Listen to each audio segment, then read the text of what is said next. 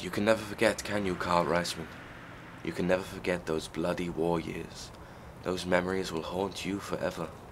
Even here in America, 10 years and thousands of miles from your native Germany. America that took you in with open arms when you finally escaped from Belsen concentration camp.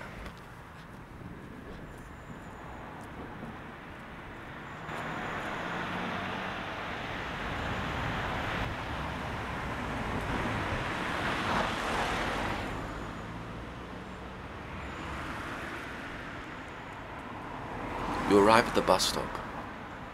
Why are you frightened, Carl? That was a long time ago. You're safe now. You're free.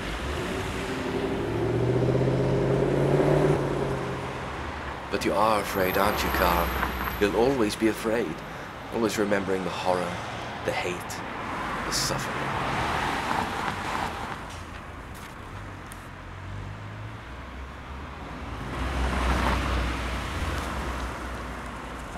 Try to read, but the words are meaningless. Nothing has meaning anymore. Nothing but the sickening sensation that has plagued you for over 10 long years. The concentration camp has left its mark upon you, hasn't it, Carl Reissman?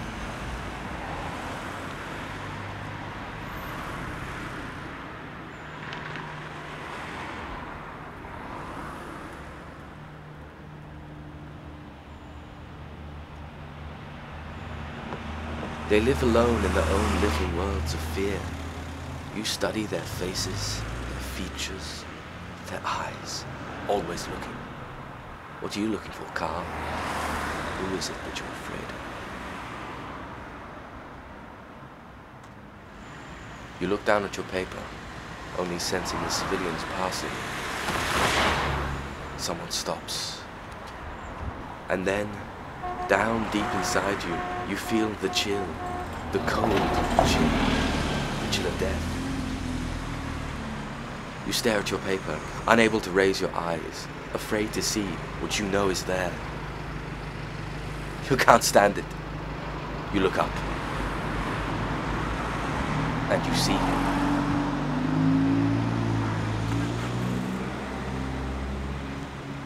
He sits stiffly, not looking at you, not noticing you. But you've seen him, Carl. You've seen his face. The one you knew someday you'd see again. The face you've been afraid to see for 10 long years.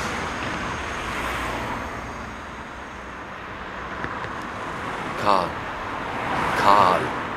Remember, Carl.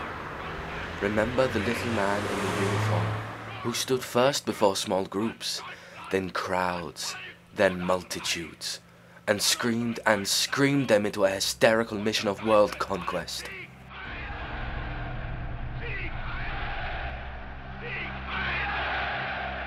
You were there in one of those crowds, remember? And when the little man had finally stopped screaming and the crowd had dispersed, remember that feeling you had? Revulsion, nausea, as you trudged home. There were others like you, Carl. Others who were sick and revolted and nauseated, but they couldn't stop the tide, the flow of hate, could they, Carl? No one could stop the books from being burned, or the sanctity of faith being violated.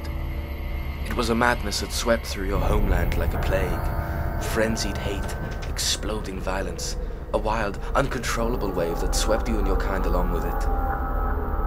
What happened to you, Carl? When were you caught up in this tide? When did you first see Belsen concentration camp and the human misery that sobbed within its barbed wire walls? Do you remember the awful smell of the gas chambers that hourly annihilated hundreds and hundreds of your countrymen? Do you remember the stinking odor of human flesh burning in the ovens? People you once knew and talked to and drank beer with? And the mad experiments with human guinea pigs, the bulbs that burned on desks in the concentration camp offices, glowing through their human skin shades.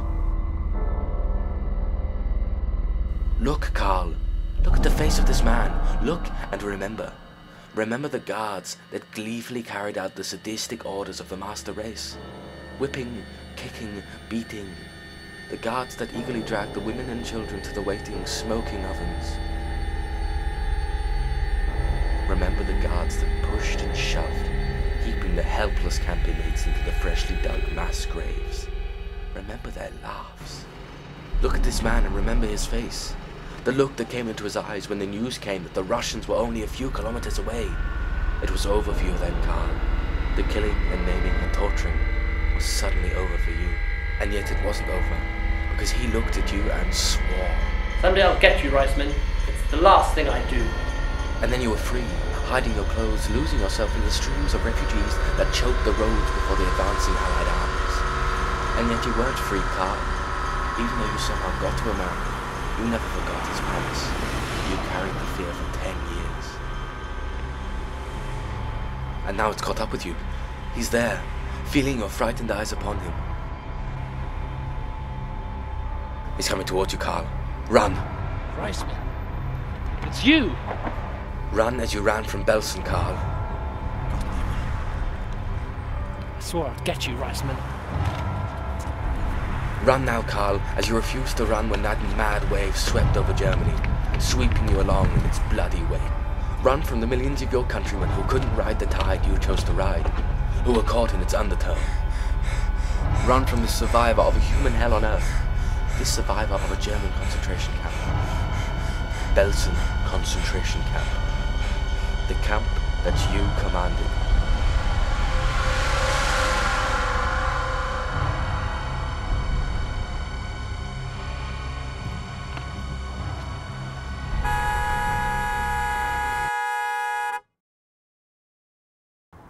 What happened? He ran into the road. Have you ever met him before? No. He was a perfect stranger.